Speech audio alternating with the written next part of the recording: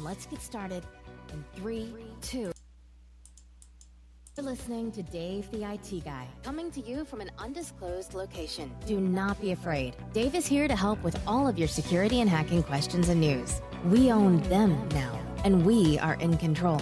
Sit back, turn it up, and let's get started in 3, 2, 1.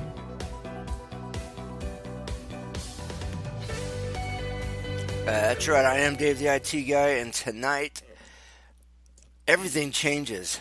Everything changes for Dave the IT Guy tonight, because after today, Dave the IT Guy is no more. I'm going to bring on a co-host of this show, and we're going to change the name of the show. We're going to do quite a few other things, and I figured it was time to introduce the world to this guy, to let him get a chance to get his voice out and to help me make this show better for you. And at the end of the day, the guy that is coming on, and we're going to keep calling him the guy for just a minute here, but we're going to bring him online, and we're going to let him talk a little bit tonight, and we're going to have some fun with him. And then starting next week, we're really going to take the opportunity to dig into his mind and see what kind of scary things that he has, because I know for the last year I've been doing my best to scare the crap out of you people, to get your attention that IT security is real, phone security is real, your data is at risk. It doesn't matter if you're a two-person, realtor agency, or if you're a 10,000 person big corporation. Your data is important to somebody, and if it's not important to you, it is definitely going to be important to the hackers. So I've been doing my best to get your attention. We're going to bring this guy on, but before we do so, I wanted to say thanks to my sponsors again, and this week we're going to focus on 1-800-GOT-JUNK, so just a quick word from them. Our trucks are on your street right now and headed your way. Goodbye, junk. Hello, relief. Call 1-800-GOT-JUNK or visit 1-800-GOT-JUNK.com. Woohoo! All right, now that it's over, we're ready to get to the guy, right? So we'll tease you a little bit. I'm going to tell you that he lives around Washington, D.C., so I don't know if that means he's going to have some kind of secret stuff that we're going to learn over the next few months or few years. I don't know if maybe we're going to get shut down because the feds are going to find out he's on the air with me, and maybe they don't like it. Maybe he's just a crackpot. Who knows? But we're going to have fun. So before I say anything else about him, let's bring him on and let him say about himself. So, hello, the guy. Introduce yourself. Yeah, my name's Jason. I'm probably all of those and above, so I would probably be a crackpot first. I reside in D.C. and actually D.C. metro area, and I do a lot of contract work for what you would call the powers that be. I guess you would call them the federal government. Yeah, it's gonna be a pleasure working with Dave on this new rebirth of a podcast here. So, well, yeah. I didn't want to tell anybody too much, because I think over the next, especially these first few podcast episodes, we're really going to be able to dive into your experiences and what you've done with the government or other agencies in your area. Of course, most people that listen to this show know that I live in Ohio, and my experiences are not government-based. They are more hospital, healthcare, and large private corporation-based. So I think that between the two of us, we should be able to cover a lot of sectors that, with a lot of insight and a lot of detail, and really change the course of this show. Tonight's episode, we're really just going to kind of talk a lot about some recent new security things that have come out in the news, or things that Jason and I know for ourselves. But over the course of the next few weeks and into the few months, we're going to start really putting forth the effort to make sure that if you take the time to listen to our podcast, that you can get something out of it. So we're going to take the time to make sure that our podcasts are CEU accredited by different agencies and organizations so that you have a reason to listen besides the fact that we're awesome.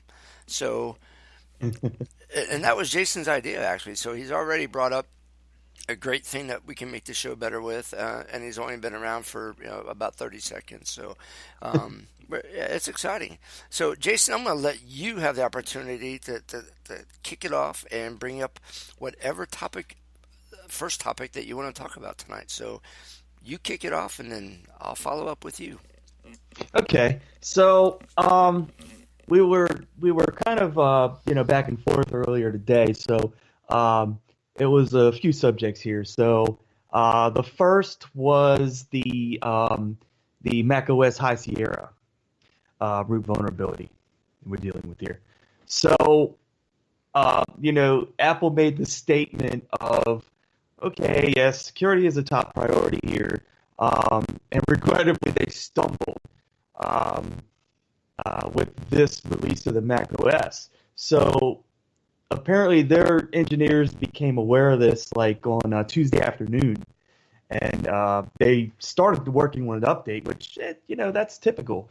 And the update is available now from download, and I think from what I'm reading, it looks like it will be automatically installed as of now. It will be for systems that are running like 10.13 as far as that goes. So, yeah, these are types of things that you run into. This is kind of textbook. What do you think about that, Dave? I agree. Every time a new operating system, and normally we apply this type of commentary directly at Microsoft, but it really seems, interestingly enough to me, that in the past 18 months, that the various vulnerabilities, or at least what's being made publicly known around the Mac and even Linux worlds, have increased quite a bit. And it's weird to me in a way that for at least a decade, Microsoft was the go-to OS for many companies, but also the go-to target for most hackers.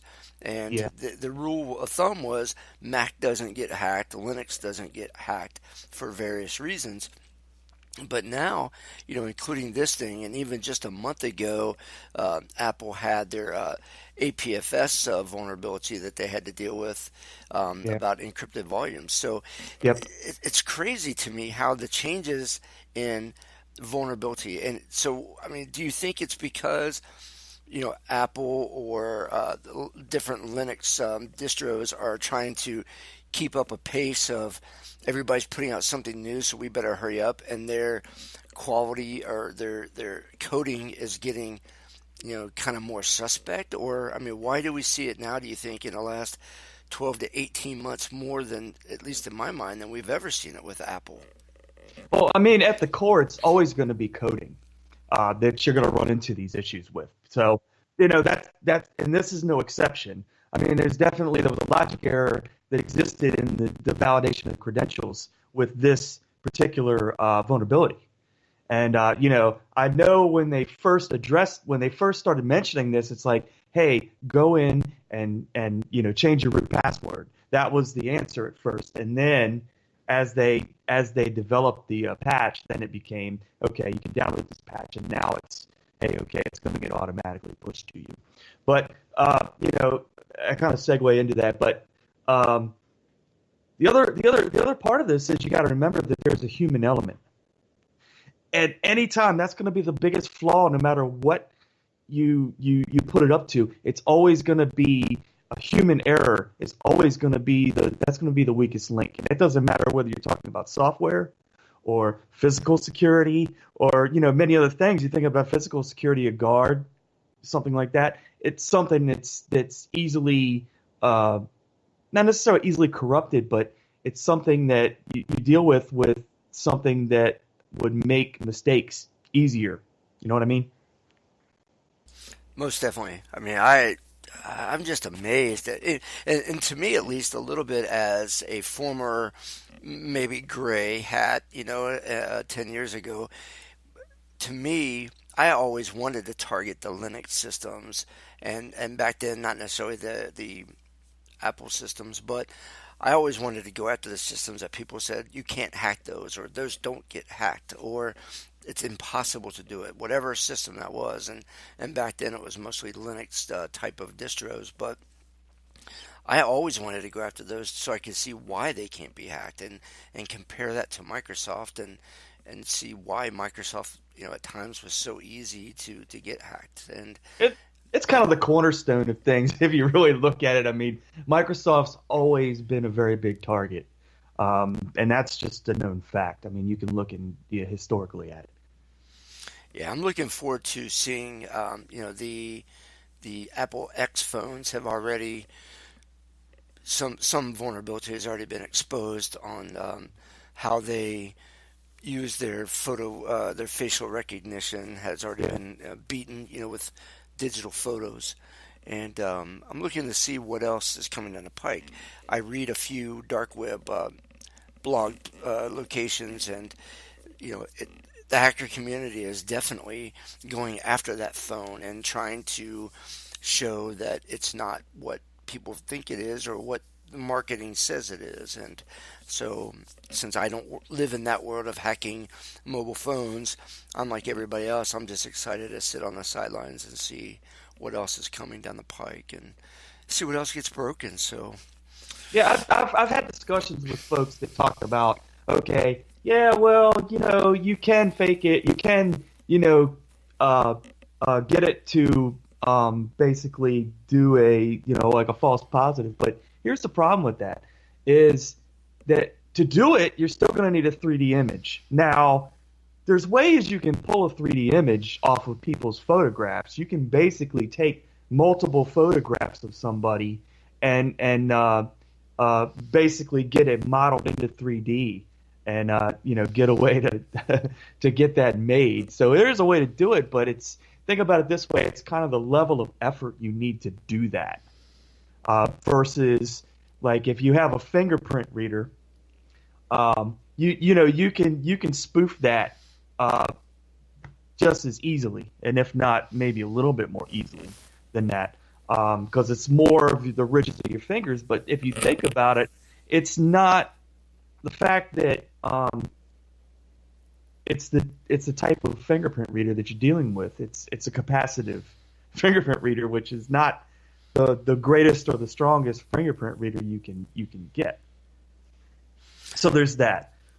Yeah, and completely off topic, but a little bit since you just brought it up.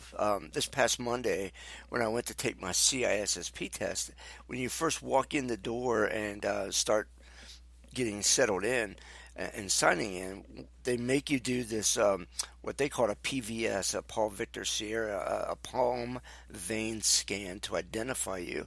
And I guess that's specific to ISC2 and their identification methods. But I've seen biometrics in the past at different organizations that I've worked at, and I've never really paid attention to any kind of palm vein scan methodology. So as they were taking the initial enrollment scans of my palm and then the subsequent scans to authenticate me, I kept trying to look over the screen over the lady's shoulder and see what it saw and see what it was doing. And I guess she thought I was trying to do it in a malicious way. So in a good for her commentary, she was very aware of the over the shoulder surfing type of social engineering attack that I really wasn't trying to do, but I kind of was because I was just interested. I wanted to see what it did, and ultimately I never got to see much because she kept shutting me down pretty quick. And they're watching out for you. That's right. So it's great that they were trained properly to watch out for that type of stuff, but I was like, damn it, I just wanted to see what it's like because I may want to introduce palm vein scans at a facility of mine or something. So let me see it before I have to go out and pay for it. And anyway, off topic, but that's kind of a surprise because I know when I took my CISSP, I didn't We didn't have palm vein scanners or anything else like that. No, I didn't have that at all. Yeah, things have definitely changed, I think, and we're getting a little bit off topic, but who cares? Because this is a show about just talking about tech, and I found that I specifically scheduled to take my test here in November because in December, the CISSP tests are going to an adaptive methodology. So I know back, I want to say in the day, but in the day was just a few years ago that the tests were proctored and were only offered a few days out of the year or in certain cities. And in some cases, you might have to drive, half a day to get to your test. Yep. Whereas now you just go to any Pearson VUE place and go take the test online. So definitely different, but instead of having that proctor looking over your shoulder physically and making sure you're not cheating, now it's all electronic and this whole palm vein scanning stuff to identify you to make sure somebody else isn't coming in and taking the test for you. So yeah, it's just interesting how even Send somebody else into torture for you. Yeah, right. Yeah, who wants to go sit 6 hours for a test? I mean, Exactly. you have to pay, and it's already a $700 test now, which is the other thing that changed. The test went up. It went up to $699. So it's one of those things where you want to take it once, and then make sure that you keep your CEUs going because I'll be damned if I want to go sit through that again. That's for sure. At least Yeah, I no wouldn't time wish that on soon. my worst enemy, man. To tell you the truth, man. No way. So back on subject. The person that actually discovered this particular vulnerability was a guy named, and I'm probably gonna hack the name up horribly. His name was Lemmy, Lemi, Lemmy Orhan Ergin. So Orhanergin, and he basically did a Twitter post, and it just said, "Dear Apple support, we noticed a huge security issue with macOS High Sierra. Anyone can log in as root with empty password after clicking on login button several times. Are you aware of it?" And he did the at Apple, but yeah, so this guy would get credit for that. And that's a good thing when people find these things, and this is what it's all about, man. And I think I think this guy he deserves a bounty for this. I Yeah. agree. I agree. The only thing out of all of that, and I did see that tweet. I think they came out just a couple of days ago or something. I can't remember exactly. I think it was just a day or two, maybe That was 3 days November ago. 28th. Yeah. Okay, so yeah, 2 days ago. So, but I remember seeing it, and my first thought. I mean, I love the bug bounty. We had one of the bug crowd guys on the show a few weeks ago, and I love that entire process where people that do, any kind of coding or have that kind of skill set can make good money on the side or even use it as their primary income. And I love that about that part of this industry. But for this guy to post the actual methodology and the vulnerability publicly and then ask, "Are you aware?" I mean, that to me was just poor. And I think, if this guy, if I was looking for a contractor or a new employee, I don't know that I would trust this guy to keep my secrets safe because he certainly exposed Apple before they had a chance to even try to fix it. So that Then again, out of all then of that, again, I don't know. I don't know. I guess there's two sides to it. I guess. I mean, I could see reasons for and against, to tell you the truth, but it's good to have the air cleared on this, and because Apple's going to act quick as soon as it's put in a public place like this. They're going to have to. I mean, if you look at the concept of DEF CON, that's what DEF CON's for. Is to get all these really, really sharp guys together, and that's part of being in that fellowship is that you provide these ways that you can break into things, and hey, you're going to show it to the vendor and say, hey, you need to fix this, or we'll just put it out in the public if you don't want to fix it. Yeah, and again, I'm all open for that type of, hey, Mr. or Mrs. Vendor, here's your stuff, and here's why it's broken, and maybe you want to fix that before somebody else figures it out. But to have that first conversation out in the public. I mean, to me, that'd be no different than walking into the poorest areas of a major city and standing on the street corner and yelling at the top of your lungs, "What should I do with this $1 million in cash in my right front pocket?" and then wondering why all of a sudden people are staring at you or following you down the street or whatever. So I don't know. Well, I guess the one thing you can do is to see what we're doing here is kind of assuming that this was just the initial post and that's all it was. We don't know. See, that's the thing. Right. That's true. Right. That much is true. He may have disclosed it and got ignored. There's no telling. I mean, as far as this goes, because sometimes there are folks that legitimately say, to a vendor, hey man, you need to fix this, and I guess it's looked at as a priority, or it's looked at as how they're kind of scrambling how to fix it, and if a person feels like they're getting ignored, they're going to say something somewhere else on some other platform. So that may be the case. It might not be the case, Yep. No, and for that much, had that been the case, I would certainly agree with a little bit of a smackdown towards Apple.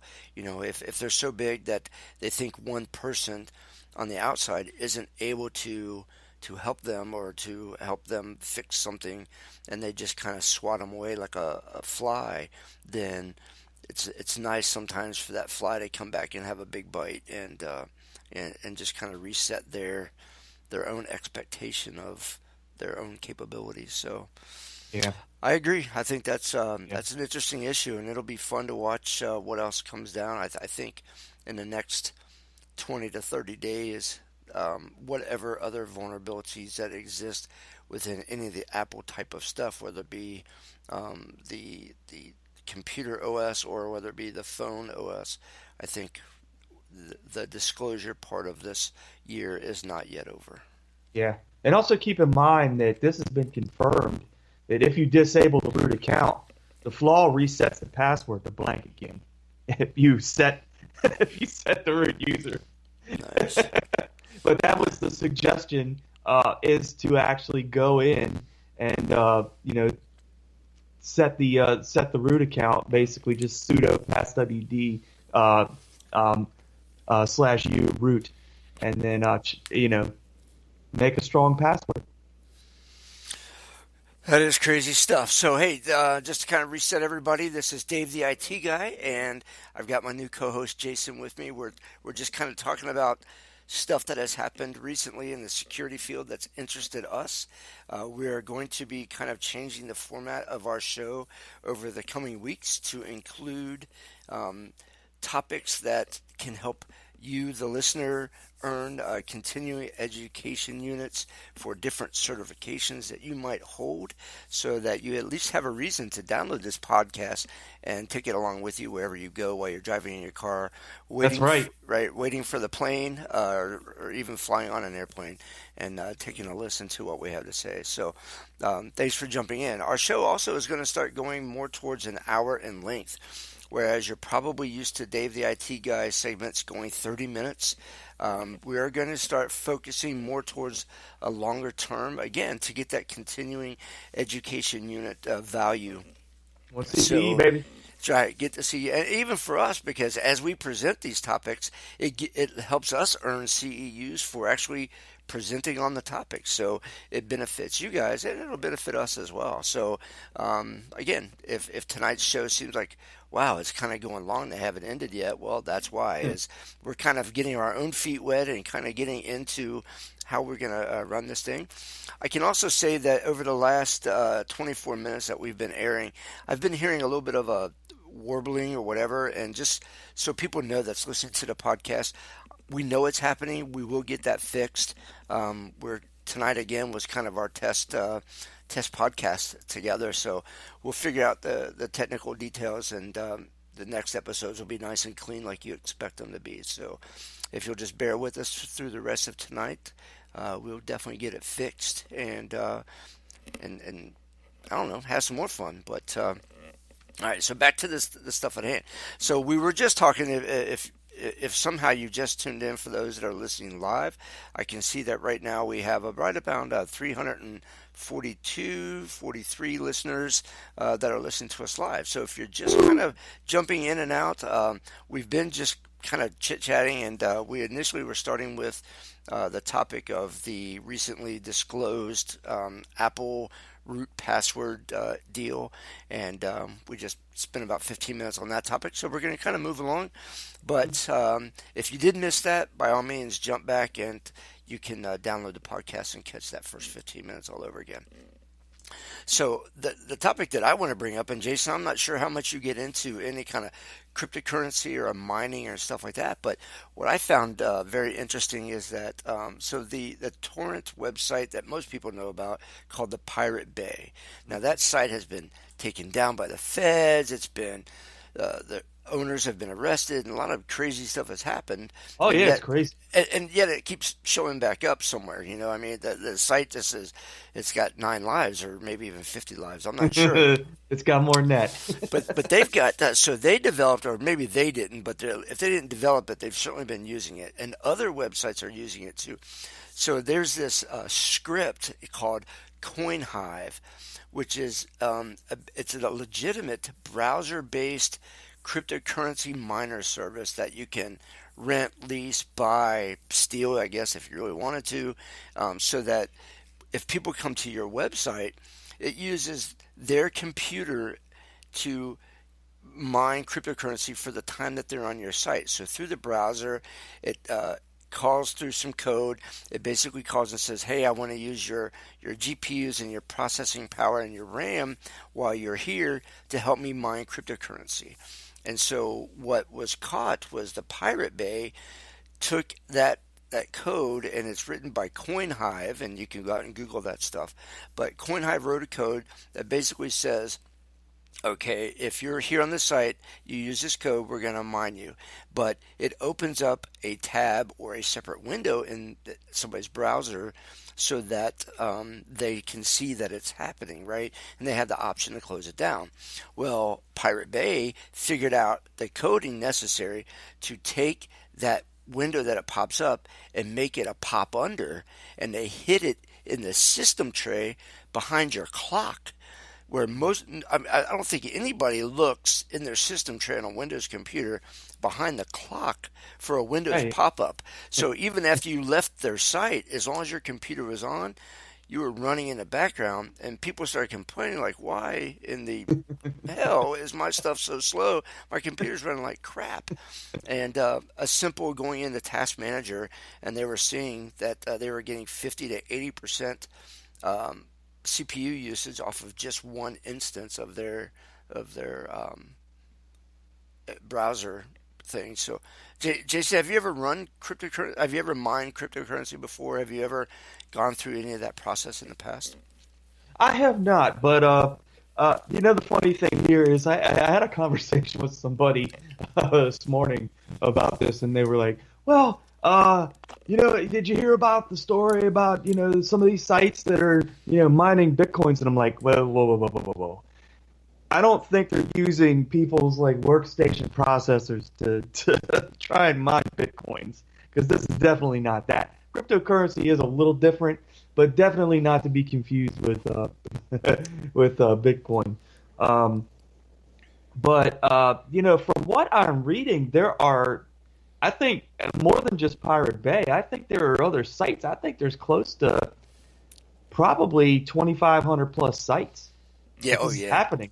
Yeah, they were. And I think the news about Pirate Bay came out just because of the fact that, Pirate Bay has always been kind of the go-to site for a long time for people that wanted to go and download torrents of a movie that might have just came out. And they do all the crazy stuff. Right, stealing all the software and stuff. So it's funny how people kind of somehow trusted Pirate Bay that they could go anonymously download stuff, and now they find that, well, hey, you can trust us, sure, with their fingers crossed behind their time clock, apparently. Well, we'll give you a free movie here.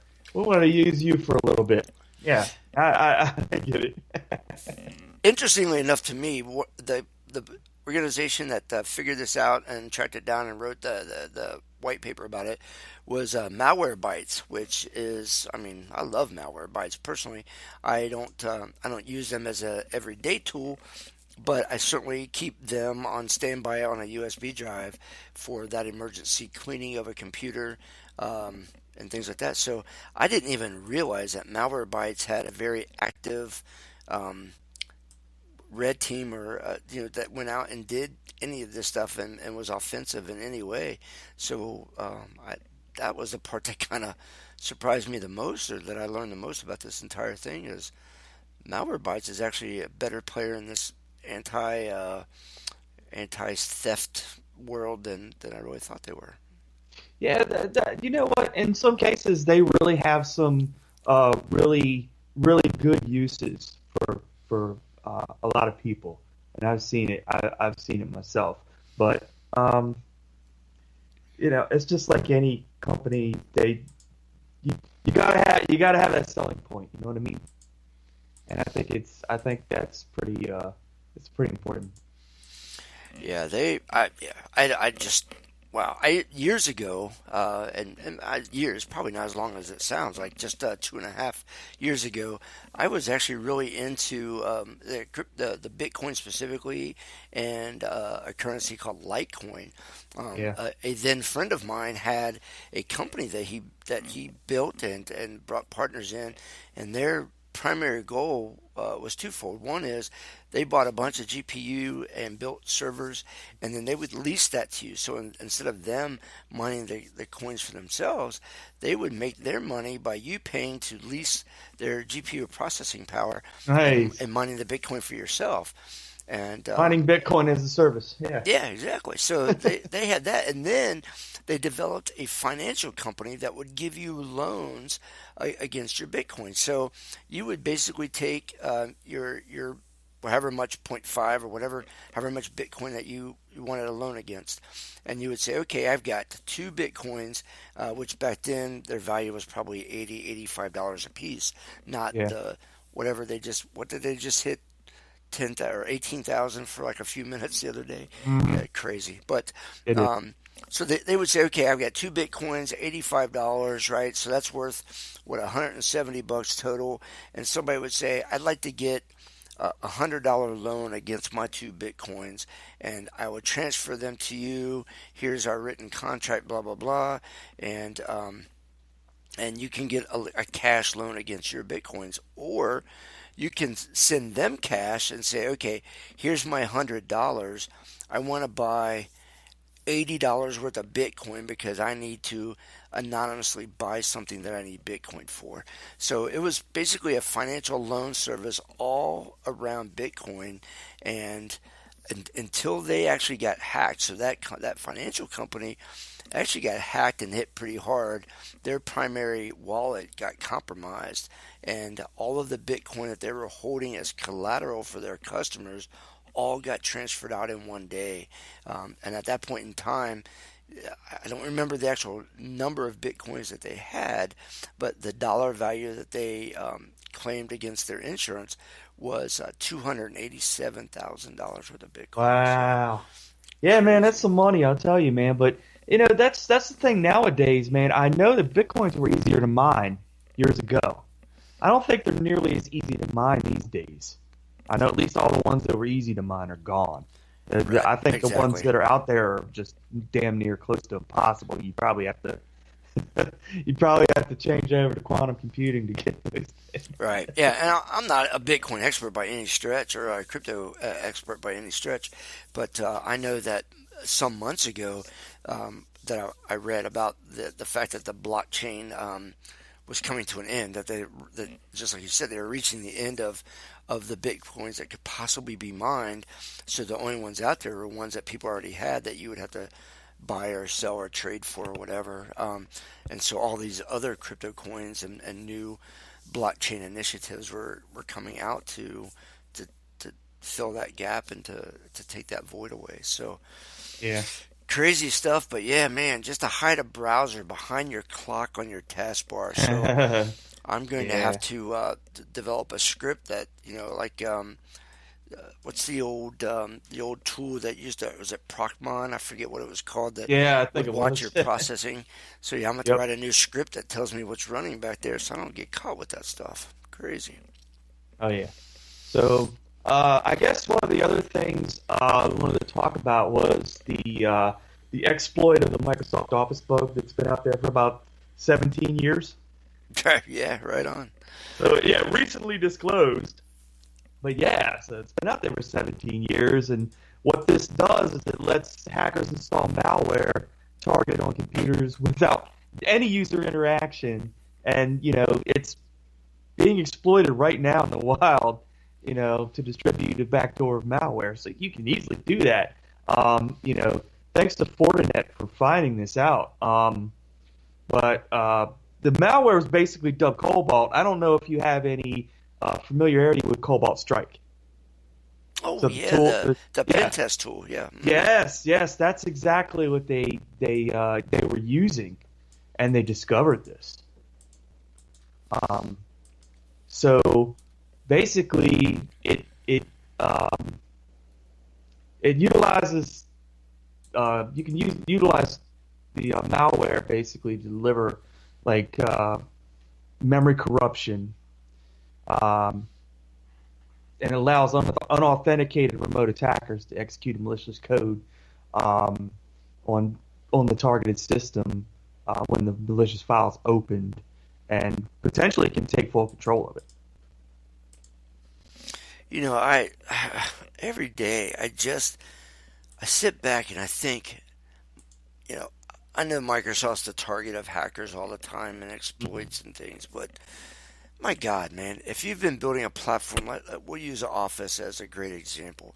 So Yeah. Office, by and large, besides new feature sets and things like that, the basic functionality of word processing, spreadsheet processing, building PowerPoint presentations, that stuff has been around for more than a decade. So Yep. how the hell do they not have the code right yet? I mean, Well, that's the thing too. It just I mean, kills me. at times, and depending on what year it is, I mean, you do stack some code on top of each other. I mean, you're looking at it's kind of I think it's a hard juggling act for them to you got the it's not broken, don't fix it type of thing happening, and it's just like I was saying in the beginning of the podcast. That's one of the weakest part is going to be the coder, by unintentionally missing something. Maybe there's a line missing. Maybe there's a character out of sorts. Maybe it's something that code can be injected into. It could be a number of things, but it kind of all goes back to that. There's a human element here that can easily, cause this. Yeah, oh my God, just to see that, like you said, 17 whatever years that Yeah. and that it's, the funny thing is that now you probably, if with the advent and the popularity of the hosted app, World Software as a Service, and Office 365 and other services that are now, hey, you just pay a monthly fee and keep downloading the newest, or run your updates like we tell you to. You think you're protected, right? Even me, I tell the people that I work for, damn it, quit saying no to the updates and do your reboots, and stop being lazy. And then turn around and say, well, it really didn't matter if you did your reboots or not, because all those updates never really fixed the root problem until now somebody's, so now, instead of downloading updates, don't you dare download that crap, because I don't know what it is you just downloaded and it might be bad. And so I have to change my story like every other freaking week. And Yeah. people wonder, like, we actually pay you to do that, because you don't sound like you know what the hell you're talking about. Yeah. So But it's funny. It's funny how it happened too, because this is some of the story that was written by the Fortinet researchers is that this malware was delivered through spam emails, and it was disguised as a notification from Visa regarding rule changes in Russia. with an attachment that had like a RTF document. So the email also contained a password-protected archive with the login credentials provided in the email to unlock in order to trick the victim into believing that the email came from a legitimate financial service. So, and it also, it was also done to prevent the auto-analysis systems from extracting the malicious files or, so it could sandbox them for detection, is what the Fortinet researchers were finding out. And since a copy of the malicious document was out in the open, it was possible that this was only the trick to trick the user into thinking that securities are in place, which is something one would expect in an email from a widely used financial service. So when the document's open, the user displays a plain document with the words enable editing, and then there's a PowerShell script that runs silently in the background, which eventually downloads the Cobalt Strike client, and basically they do that so they can take control of the victim's machine. And then from there, it can initiate a lateral movement in the network by executing a wide array of commands, more or less.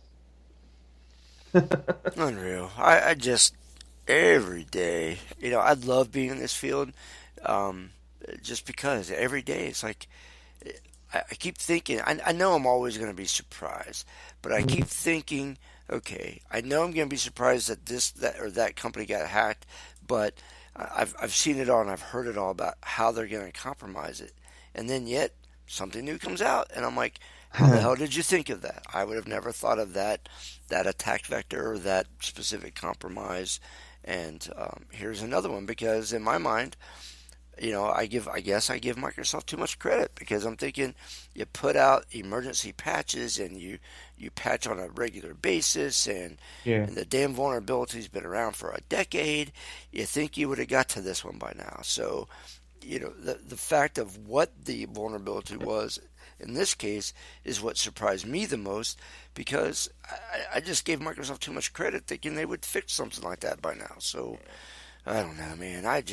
You're killing me, Microsoft. You're killing me, people. If you're listening, you're killing me. Yeah, well, that's like I said. It all rolls back to that human element. I mean, you can't code with a neural network. Well, not at least to my knowledge yet. It gets some flawless code that's something that's not going to break for a long time, and that's just way too far out in the ether for that to be happening yet. Yep, you're right on. We are 42 minutes into this particular episode, and this is the longest episode now of any of the other Dave the IT Guy episodes, so we are definitely in uncharted territories.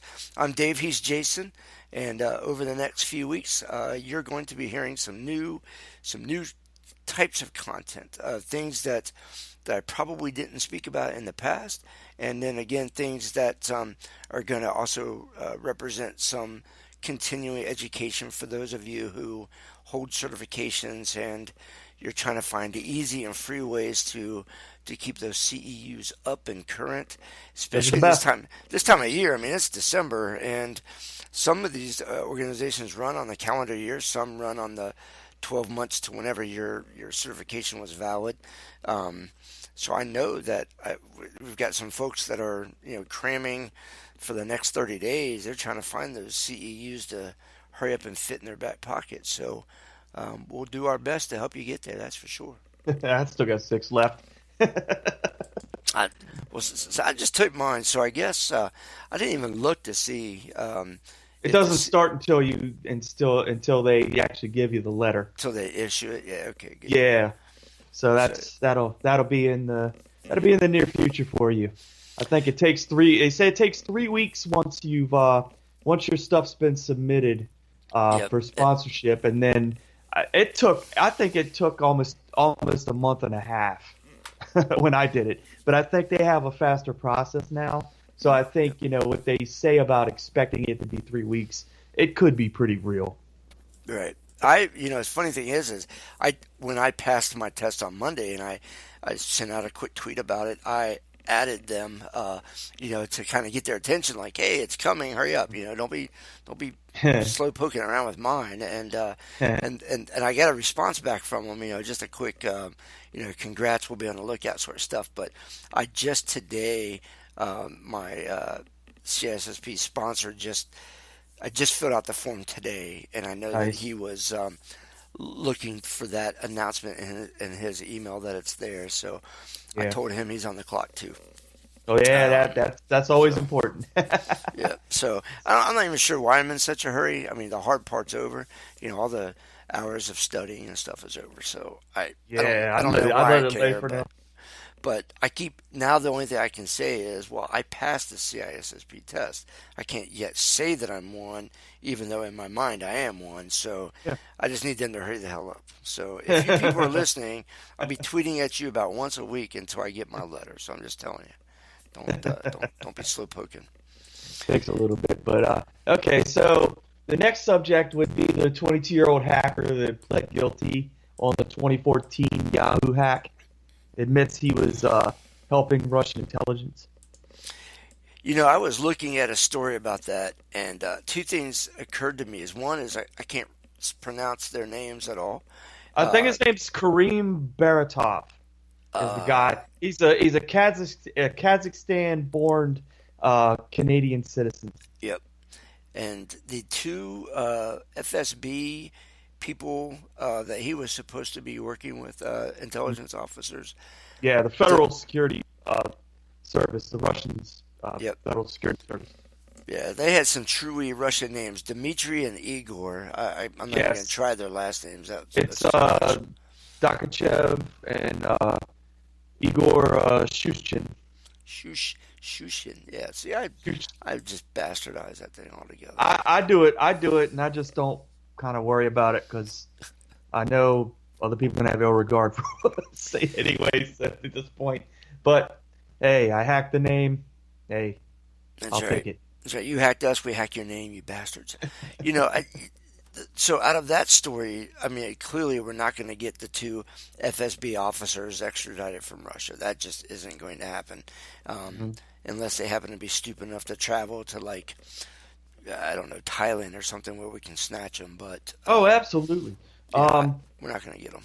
I don't think. Now the thing is about this is the fact that, let's see, it looks like he gained unauthorized access to at least 89 Yahoo email accounts, including at least 50 Google accounts, by obtaining their credentials through spear phishing.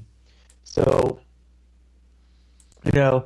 even one is a success at this point. So, he got some numbers there, and the numbers kind of climb from there because I think he got a good portion of Yahoo accounts. And I'm trying to look for the numbers right now, but I know it was pretty high. Yeah, I did see an article about that, but I don't recall the number.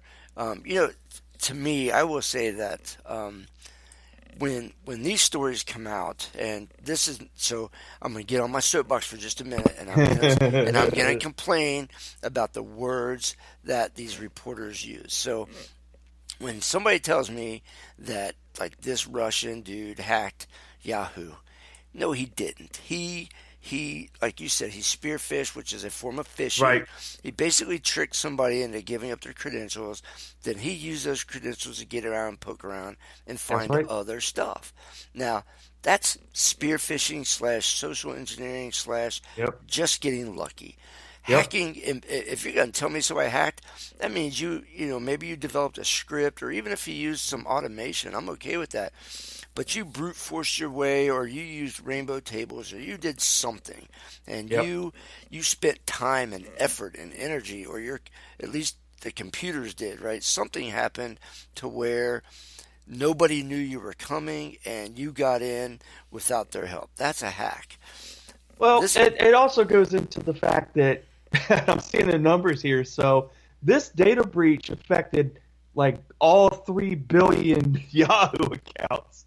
So it looks like he made a little nick Yeah, but he got in through somebody else's stuff, and then he found the right database. So yeah, I guess he hacked once he got inside because he had to Yeah. poke around and find it. But in his own defense, or not in his defense, but for Yahoo's defense, Yahoo, I would bet, was probably so arrogant that they didn't have honeypots or other traps set for hackers if they got in. They just figured you're not getting in to begin with, so we don't Yep. care about the inside, we care about the perimeter, which is the security posture of most companies. They figure, well, if I can keep you out to begin with, yeah, you can't get in to do nothing, so I don't care about the inside. And they forget about insider attacks, or in this case, somebody just being not paying attention enough and they clicked on something they shouldn't have clicked on and supplied their credentials to somebody they shouldn't have.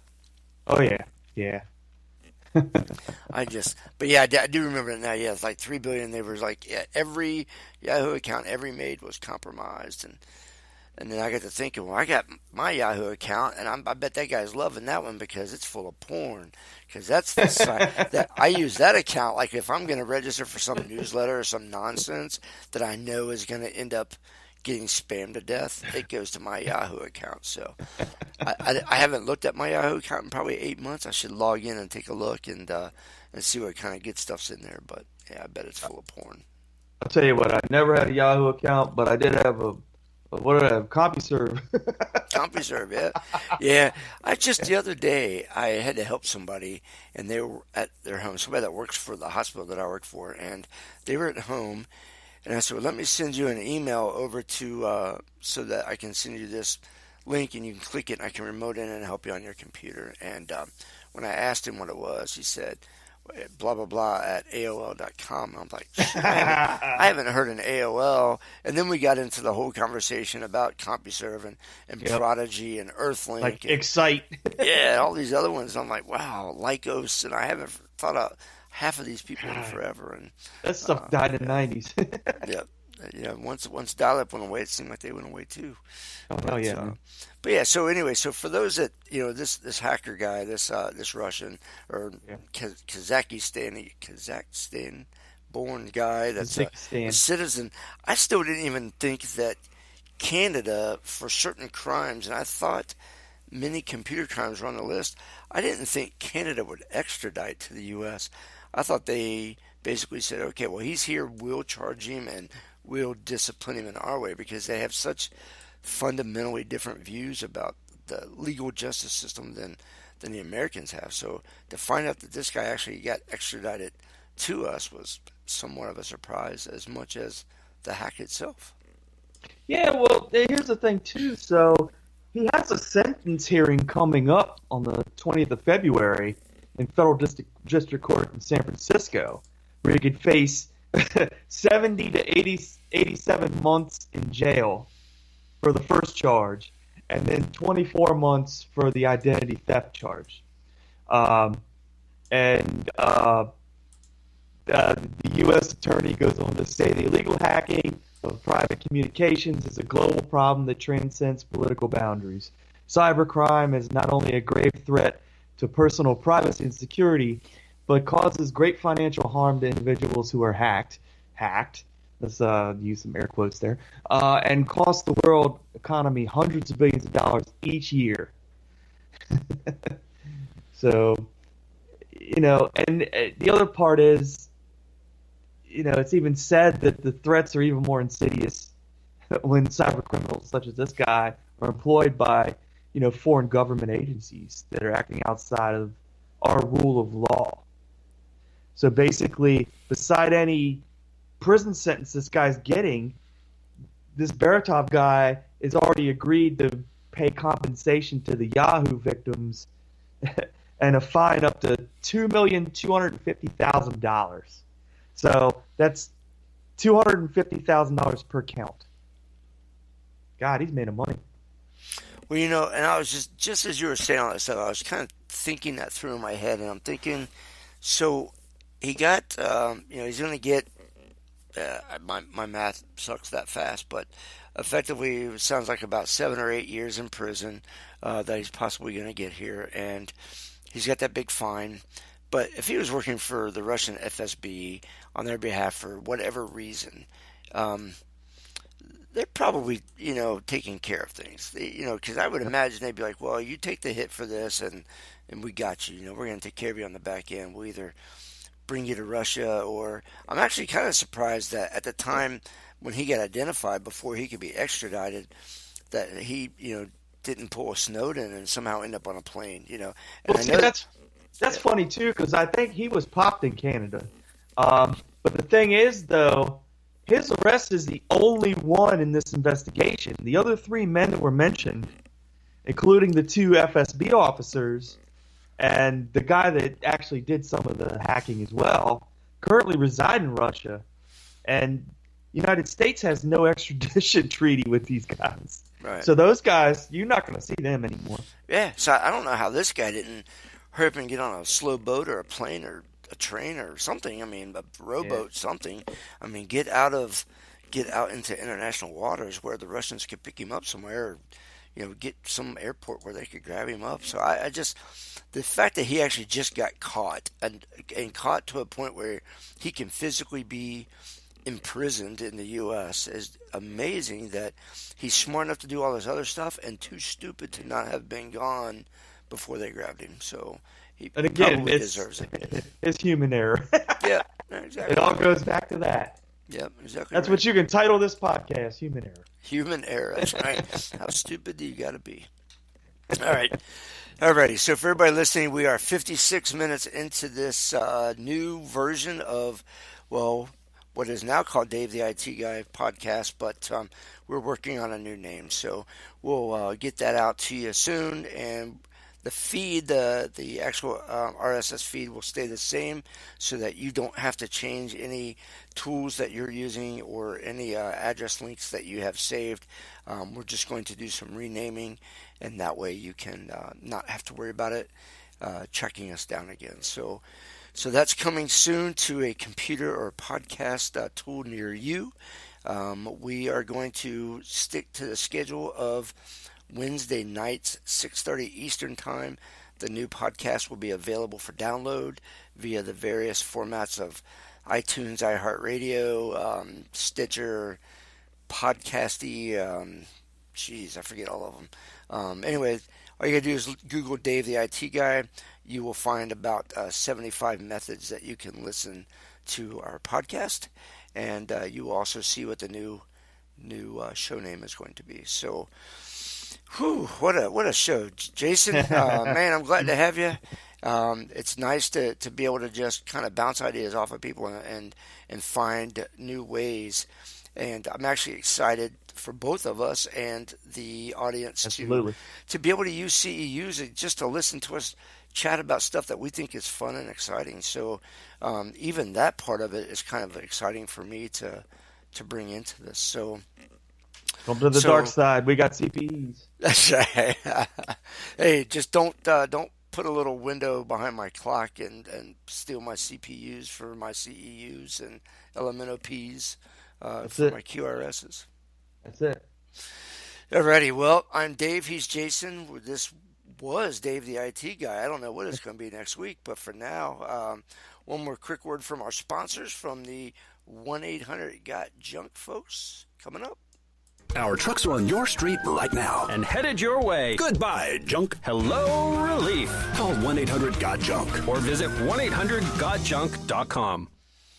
I can tell you that after every episode, as I am either driving or getting ready for bed or whatever is my next thing that I have to do, that little whistly jingle gets stuck in my head for about a half hour every day. I just, I can't get it out. But those guys actually came to our house and took a truckload of junk away, and they're great. So if you are in the market for something like that type of service, 1-800-GOT-JUNK is definitely the right group of people to give a call to. So I want to say thanks to them for sponsoring me for the last 6 months. We're coming up on the last month of sponsorship with them, and hopefully as the new show turns into 2018, they'll stay on board with us. So thanks to the 1-800-GOT-JUNK people. Thanks to you now, 373 people who are live listening to us. Make sure you tell everybody about our name change and that we're getting bigger and better and actually adding more value to your hour of podcast time. So thanks again for jumping in. I'm Dave. I'm Jason. Thank you, Jason. Welcome No aboard, problem. man. You ready for a nap? I'm ready for a nap. It's getting late. It's 10 o'clock. Past my bedtime. Uh-oh. All right. We are coming up on our 1 minute mark. So instead of just being filler and bullshitting around, I'll just say good night. So good night, everybody, and we'll see you next week. Yep, Good night, good night. Jason. Yep.